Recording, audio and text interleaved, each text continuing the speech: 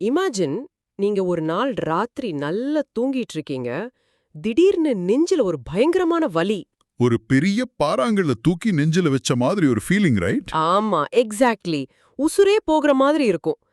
பதறி போய் உடனே அதாவது அவசர சிகிச்சை பிரிவுக்கு ஓடுறீங்க. நர்ஸ்க்கு ஓடி வந்து உங்க ரத்தத்தை எடுத்து டெஸ்ட் பண்றாங்க. ஒரு 3/4 மணி நேரம் கழிச்சு ரிசல்ட் வரும். கரெக்ட், ரிசல்ட் வருது. டாக்டர் உங்களை பார்த்து relax, your blood test are completely normal அப்படின்னு சொல்றாரு. உங்களுக்கு எப்படி இருக்கும்?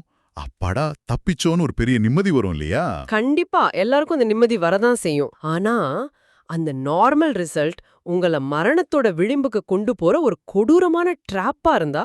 வாவ், அது ரொம்ப ஸ்கேரியான ஒரு விஷயமாச்சே. அதுதான் இன்னைக்கு நாம பார்க்க போறோம். Welcome to the deep dive. இன்னைக்கு நாம அலச போற விஷயம் உங்க உயிரையோ அல்லது உங்களுக்கு நெருக்கமானவங்க உயிரையோ காப்பாற்றக்கூடிய ஒரு முக்கியமான தகவல். ஆமா, இன்னைக்கு நாம கையாள போறது case file 41, acute myocardial infarction. அதாவது சாதாரணமா நாம எல்லாரும் சொல்ற ஹார்ட் அட்டாக் அல்லது மாரடைப்பு. இந்த கேஸ் ஃபைல் படிக்கும்போதே எனக்கு ரொம்ப திகிலா இருந்துச்சு. ஏன்னா நாம நிறைய திரைப்படங்கள்ல பார்த்திருப்போம். ஒருத்தருக்கு ஹார்ட் அட்டாக் வருதுன்னா திடீர்னு நெஞ்ச பிடிச்சுக்கிட்டு அப்படியே சுருண்டு கீழே விழுந்துருவாங்க. எக்ஸாக்ட்லி. ஆனா ரியாலிட்டி அப்படி இல்ல. சினிமாக்கள்ல காட்டுற அந்த ட்ராமாட்டிக் நெஞ்சுவலி எல்லாருக்கும் வராது. சிலருக்கு அது ஒரு சாதாரண கேஸ்ட்ரிக் ட்ரபிள் மாதிரி கூட ஆரம்பிக்கலாம். அதுதான் பயமா இருக்கு. Okay, let's look at the patient. நம்ம கேஸ் ஃபைல் 41ல இருக்கிற நோயாளி ஒரு 50 வயது ஆண். அவருக்கு என்ன நடந்திருக்குன்னா, கடந்த 30 நிமிடங்களா நெஞ்சை பிழிவது போன்ற ஒரு கடுமையான வலி. அந்த மெடிக்கல் டேர்ம் என்னன்னா சிவியர் ஸ்குவீசிங் ரெட்ரோஸ்டர்னல் செஸ்ட் பெயின். ஆமா, நெஞ்செலும்புக்கு பின்னாடி ஒரு பயங்கரமான அழுத்தம். அவரு ரெஸ்ட் எடுத்தா வலி குறையும்னு நினைச்சு சோஃபால உட்கார்ந்திருக்காரு. ஆனா ரெஸ்ட் எடுத்தாலும் அந்த வலி குறையல. இங்க நாம கவனிக்க வேண்டிய முக்கியமான வார்த்தை அந்த ஸ்குவீசிங் தான். இது ஏதோ ஊசியால குத்துற மாதிரியான வலியோ அல்லது தசைப்பிடிப்போ கிடையாது. இதயம் தனக்கு ரத்தம் பத்தலன்னு கதற ஒரு ஓலம் அது. அது மட்டும் இல்லாம நீங்க கவனிச்சீங்களா, அந்த வலி அப்படியே அவருடைய இடது தோள்பட்டைக்கும் பரவுது. எனக்கு இது புரியவே இல்ல. பிரச்சனை நெஞ்சில இருக்கிற இதயத்துல, அப்புறம் ஏன் இடது கை வலிக்குது? நல்ல கேள்வி. இதுக்கு காரணம் நம்ம உடம்போட வயரிங் சிஸ்டம். இத ரிஃபர்டு பெயின் அப்படின்னு மருத்துவத்துல சொல்லுவாங்க. ஓ, ரிஃபர்டு பெயினா? இதயத்தோட திசுக்களுக்கு ஆக்சிஜன் கிடைக்காதப்போ அங்கிருந்து வரக்கூடிய பெயின் சிக்னல்கள் தண்டுவடம் வழியா மூளைக்கு போகும். ஆனா அதே தண்டுவட பகுதியில தான் இடது கைக்கான நரம்புகளும் வந்து சேருது.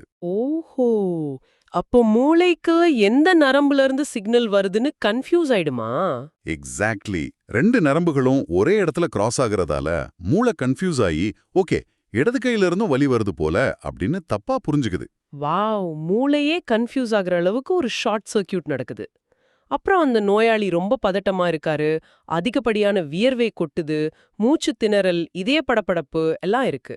உடனே ஆஸ்பத்திரியில் அவருக்கு எடுக்கப்பட்ட இசிஜில எஸ்டி செக்மெண்ட் எலிவேஷன் ரொம்ப தெளிவா தெரியுது. இது அக்யூட் மயோகார்டியல் இன்ஜுரியை கன்ஃபார்ம் பண்ணுது. எனக்கு ஒரு டவுட்டு. ஒரு காரின் இன்ஜின்ல ஆயில் இல்லாம ஓடும்போது இன்ஜின் கஷ்டப்பட்டு ஒரு வார்னிங் அலாரம் கொடுக்குமே, அது போலதான் இதயம் தனக்கு ரத்தம் கிடைக்காம தவிக்கும் போது கொடுக்கும் அலாரம் தான் இந்த வியர்வையுமா? 100% கரெக்ட். உங்க உயிருக்கு ஏதோ ஒரு ஆபத்துன்னு உங்க உடம்புக்கு தெரிஞ்சிடுச்சுன்னா உடனே உங்க ஆட்டோனாமிக் நர்வஸ் சிஸ்டம்ல இருக்கிற fight or flight response on ஆகிடும். ஓ, அதனாலதான் அட்ரினலின் உடம்பு முழுக்க பம்ப் ஆகுதா? ஆமா, நீங்க ஒரு சிங்கத்தை பார்த்தா எப்படி பதறி போய் வியர்த்து விறுவிறுப்பீங்களோ அதே ரியாக்ஷன் தான் உள்ள இதயம் ஆக்சிஜன் இல்லாம துடிக்கும் போதும் நடக்குது. சோ வெளியில அடிக்கிற எந்த அலாரத்தை நாம பார்த்துட்டோம். இப்போ இதயத்துக்குள்ள செல்ஸ் அளவுல, அதாவது பயோகெமிக்கல் லெவல்ல என்ன கோளாறு நடக்குதுன்னு பாப்போம். இத 3 நிலைகளா பிரிச்சிருக்கீங்க, ரைட்? ஆமா, மாரடைப்பு அப்படிங்கிறது சட்டுன்னு ஒரு நொடியில நடக்கிற மேஜிக் கிடையாது. முதல் நிலை கொரோனரி அப்ஸ்ட்ரக்ஷன், அதாவது ரத்த குழாய் அடைப்பு. இது எப்படி நடக்குது? இதய தசைக்கு ரத்தத்தை கொண்டு போற குழாய்கள்ல பல வருஷங்களா கொழுப்பு படிமம், அதாவது அத்தெரோஸ்க்ளெரோட்டிக் பிளாக் சேர்ந்துகிட்டே வரும். இத நான் இப்படி புரிஞ்சுக்கலாமா? நம்ம வீட்டு வாட்டர் பைப்ல கொஞ்சம் கொஞ்சமா பாசி புடிச்சு ஒரு நாள் அடைச்சுக்கிற மாதிரி? பைப் அடைப்பு ரொம்ப மெதுவா நடக்கும். ஆனா இங்க நடக்கிறது கொஞ்சம் வித்தியாசமானது.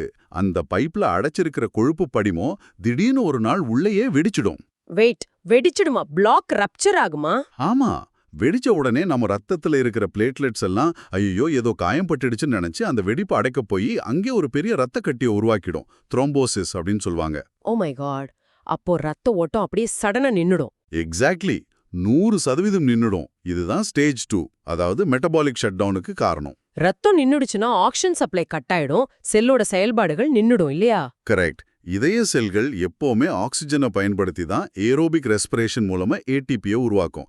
இந்த ஏடிபி தான் செல்லுக்கான எனர்ஜி. ஆக்சிஜன் இல்லனா செல்லுக்கு எனர்ஜி இல்ல. இத நான் ஒரு பெரிய ஃபேக்டரிக்கு நடக்கிற சம்பவத்தோட ஒப்பிடலாமா? ரத்தம் மூலமா வர ஆக்சிஜன் தான் அந்த ஃபேக்டரிக்கான கரண்ட். சடனா கரண்ட் கட் ஆனதும் கொஞ்ச நேரம் பேக்கப் ஜெனரேட்டரை ஆன் பண்ணி ஓட்டுவாங்க, ரைட்? ரொம்ப ஆப்டான உதாரணம். அந்த பேக்கப் ஜெனரேட்டர் பேர் தான் அனேரோபிக் கிளைகாலிசிஸ். ஆக்சிஜன் இல்லாத நிலையில வேலை செய்யக்கூடிய ஒரு சிஸ்டம். ஆனா ஜெனரேட்டரும் ரொம்ப நேரம் ஓடாதே. ஓடாது. அது மட்டும் இல்லாம அந்த பேக்கப் ஜெனரேட்டர் ஓடும்போது நிறைய நச்சு புகையை வெளியிடும். உடம்புக்குள்ள அந்த புகை தான் லாக்டிக் ஆசிட். ஓ, இந்த ஆசிட் அதிகமாக அதிகமாக உள்ள உறுப்புகள் எல்லாம் டேமேஜ் ஆக தொடங்கும். ஆமா. செல்லுக்குள்ள இருக்கிற முக்கிய உறுப்புகளான மைட்டோகாண்ட்ரியா மற்றும் நியூக்ளியஸ் எல்லாம் சுருங்க ஆரம்பிச்சிடும். இதுதான் ஸ்டேஜ் 3க்கு லீட் பண்ணுது. ஜெனரேட்டரும் ஆஃப் ஆயிடுச்சு.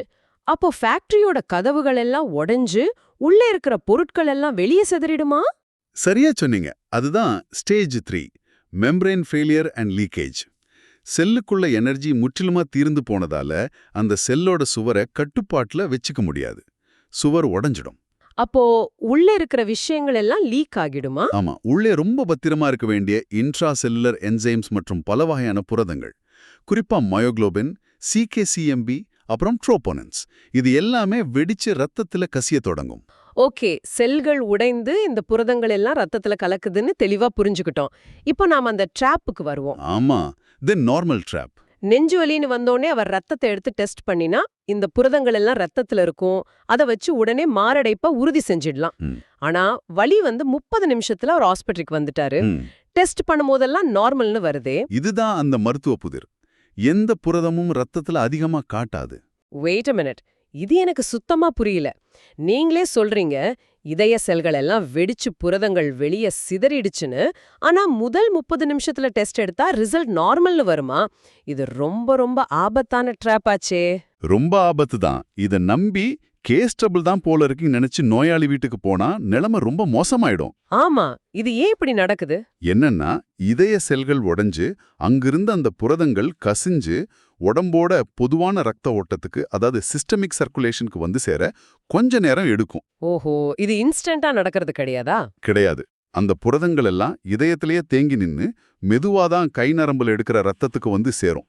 ஃபேக்டரி வெடிச்சது என்னவோ உண்மைதான். ஆனா அந்த குப்பைகள் எல்லாம் ஆத்துல அடிச்சிட்டு வந்து டாக்டர் டெஸ்ட் பண்ற இடத்துக்கு போய் சேர டைம் எடுக்கும். ரொம்ப தெளிவா புரிஞ்சுக்கிட்டீங்க. ஆரம்பத்துல தண்ணி கிளீனா இருக்கிற மாதிரி ஒரு பொய் தோற்றம் உருவாகும். அதனாலதான் நெஞ்சுவலின்னு வர நோயாளிகளை குறைஞ்சது சில மணி நேரங்கள் ஒப்சர்வேஷன்ல வச்சு தொடர்ச்சியா ரத்த பரிசோதனை செய்வாங்க. சோ ஒரு டெஸ்ட் நார்மலன் வந்தா உடனே ரிலாக்ஸ் ஆயிடக்கூடாது. சரி, நம்ம கேஸ் ஃபைல்ல அந்த நோயாளிக்கு அடுத்து என்ன ஆச்சு? அவர் அட்மிட் ஆகி 6 மணி நேரம் கழிச்சு மீண்டும் டெஸ்ட் செய்றாங்க. இப்போ நிலைமை தலைகீழா மாறிடுது. மாரடைப்பு கன்ஃபார்ம்டு. அந்த மார்க்கர்ஸ் எல்லாம் ஏறி இருக்கா? ஆமா, அவருடைய சீரம் HS ட்ரோபோனின் T அளவு 120க்கு எகிரி இருக்கு. இதோட நார்மல் அளவு வெறும் 14க்கு கீழே தான் இருக்கணும். வாவ், ரொம்ப அதிகமா இருக்கே. அதே போல CKMB அளவு 42ஆ இருக்கு. இதோட நார்மல் 0 to 25 தான். சோ 6 மணி நேரத்துல அந்த புரதங்கள் எல்லாம் ரத்தத்துல வந்து சேர்ந்து இது கண்டிப்பா ஹார்ட் அட்டாக் தான் அப்படின்னு 100% உறுதி செஞ்சிடுச்சு. எனக்கு ஒரு சின்ன சந்தேகம். அந்த ட்ரோபோனின் பேருக்கு முன்னாடி HS அப்படின்னு ஒன்னு போட்டிருக்கேன். அது என்ன? அது வந்து ஹை சென்சிட்டிவிட்டி, அதாவது ரொம்ப ரொம்ப துல்லியமான டெஸ்ட். ஒரு சின்ன துளி அளவு புரதம் ரத்தத்துல கலந்திருந்தா கூட ஒரு பவர்ஃபுல் மைக்ரோஸ்கோப் மாதிரி அது ஈஸியா கண்டுபிடிச்சிடும். சூப்பர். இப்போ எனக்கு ஒரு தெளிவான பிக்சர் கிடைச்சிருச்சு. ஆனா மருத்துவர்கள் ஏன் இந்த குறிப்பிட்ட சில புரதங்களை மட்டும் தேடுறாங்க? நம்ம நோட்ஸ்ல இருக்கிற அந்த மார்க்கர்ஸ் லிஸ்ட்டை கொஞ்சம் பார்ப்போம். மயோகுளோபின்னா என்ன? மயோகுளோபின் அப்படிங்கிறது இயர்லியஸ்ட் மார்க்கர், அதாவது மிக விரைவாக காட்டும். வலி வந்த 1லிருந்து 2 மணி நேரத்திலேயே ரத்தத்துல இதோட அளவு ஏறிடும். இது ஏன் இவ்வளவு சீக்கிரமா ரத்தத்துல ஏறுது? ஏன்னா அது ரொம்ப ரொம்ப சிறிய அளவுடைய ஒரு புரதம். அதனால செல் சுவர் லேசா விரிசல் விட்ட உடனே இது ஈஸியா தப்பிச்சு ரத்தத்துல வந்து கலந்துரும். ஓ, ஆனா இதோட ஸ்பெசிஃபிசிட்டி ரொம்ப லோன்னு நோட்ஸ்ல இருக்கே. அப்படின்னா இது பொய் சொல்லுமா? பொய் சொல்லாது, ஆனா குழப்பிடும். ஏன்னா மயோகுளோபின் வந்து இதயத்துல மட்டும் இல்ல, நம்ம உடம்புல இருக்கிற எல்லா தசைகள்லயும் இருக்கும். ஐ சி. அப்போ ஜிம்முக்கு போய் வெயிட் தூக்குனாலோ கால் தசையில அடிபட்டாலோ கூட மயோகுளோபின் ஏறிடுமா? எக்ஸாக்ட்லி. அதனால இது இதயத்திலிருந்து தான் வருதுன்னு உறுதியா சொல்ல முடியாது. ஓகே. மயோகுளோபின் ஒரு சின்ன பையன் மாதிரி. ஏதோ தப்பு நடக்குதுன்னு கத்துவான், ஆனா எங்க நடக்குதுன்னு கரெக்டா சொல்ல தெரியாது. அடுத்து சிகேஎம்பிய பத்தி சொல்லுங்க. சிகேஎம்பி வந்து மாடரேட் ஸ்பெசிஃபிசிட்டி. ஆனா இதுக்கு மருத்துவ உலகத்துல ஒரு ஸ்பெஷல் பவர் இருக்கு. இது ரீஇன்ஃபாக்ஷனை கண்டுபிடிக்க ரொம்பவே உபயோகமானது. ரீஇன்ஃபாக்ஷன் அப்படின்னா திரும்பவும் 2வது முறை ஹார்ட் அட்டாக் வருதான்னு கண்டுபிடிக்கிறதா? ஆமா, ஒருத்தர் ஆஸ்பத்திரியில ட்ரீட்மெண்ட் எடுத்துட்டு இருக்காரு. 2 நாள் கழிச்சு திரும்பவும் அவருக்கு அட்டாக் வருதான்னு கண்டுபிடிக்க இது உதவும். ஏன்னா இது 2-3 நாள்லயே ரத்தத்துல இருந்து அழிஞ்சு நார்மல் ஆயிடும். ஓ wow, that's a fantastic point. பழைய மார்க்கர் சீக்கிரமா அழிஞ்சிடுறதால 5வது நாள் இதோட அளவு ஏறுனா புதுசா ஒரு அட்டாக் வருதுன்னு ஈஸியா கண்டுபிடிச்சிடலாம். கரெக்ட். அடுத்து ஃபைனல் பாஸ், ட்ரோபோனன். இதுதான் இதய நோய் அறிதலின் கோல்ட் ஸ்டாண்டர்ட். இது இயல்பு நிலைக்கு திரும்ப ரொம்ப நாள் ஆகுமே? ஆமா, ட்ரோபோனனை நார்மலாக 5லேருந்து 10 நாட்கள் ஆகும். ஆனா இதோட ஸ்பெசிஃபிசிட்டி பாத்தீங்கன்னா வெரி ஹை. 100% இதய செல்கள்ல ஏற்பட்ட பாதிப்புனால மட்டும்தான் இது ஏறும். இந்த ட்ரோபோனின் ஏன் ரத்தத்துல வர இவ்ளோ நேரம் எடுக்குது? ஏன்னா அது தசைநார்களோட ரொம்ப ஸ்ட்ராங்கா பிணைக்கப்பட்டிருக்கும். அந்த தசை முழுசா அழிஞ்சு நார் அந்து போனா மட்டும்தான் ட்ரோபோனன் ரத்தத்துல கசியும். இதுதான் அல்டிமேட் லை டிடெக்டர். எனக்கு இங்க ஒரு லாஜிக்கான கேள்வி வருது. ட்ரோபோனின் தான் கோல்ட் ஸ்டாண்டர்ட், 100% துல்லியமானது அப்படின்னா, துல்லியம் குறைவாக இருக்கிற அந்த மயோகுளோபினை நாம ஏன் டெஸ்ட் செய்யணும்? சும்மா கன்ஃபியூஸ் பண்றதுக்காகவா?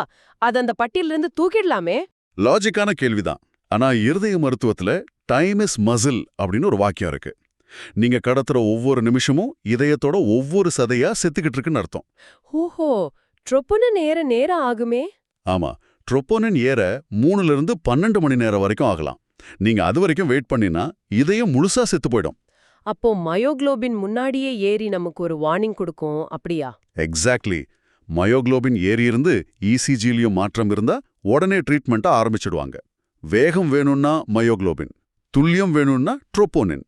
ரெண்டும் சேர்ந்தாதான் ஒரு கம்ப்ளீட் பிக்சர் கிடைக்கும். இப்போ எனக்கு எல்லாமே ரொம்ப தெளிவா புரியுது. சோ இன்னைக்கு நாம ஹார்ட் அட்டாக் வரும்போது உடம்புக்கு வெளியே என்ன அறிகுறிகள் தெரியுதுன்னு பார்த்தோம். உள்ள செல்கள் எப்படி பேக்கப் ஜெனரேட்டரை யூஸ் பண்ணி கடைசில வெடிச்சு உடையுது அப்படிங்கறதையும் பார்த்தோம். ஆமா, அப்புறம் அந்த நார்மல் டிராப்பின். கரெக்ட். முதல் ரத்த பரிசோதனை நார்மலா வந்தா அது ஒரு ட்ராப்பா இருக்கலாம். நாம ஏமாந்து வீட்டுக்கு போயிடக்கூடாது அப்படிங்கறதையும் புரிஞ்சுக்கிட்டோம்.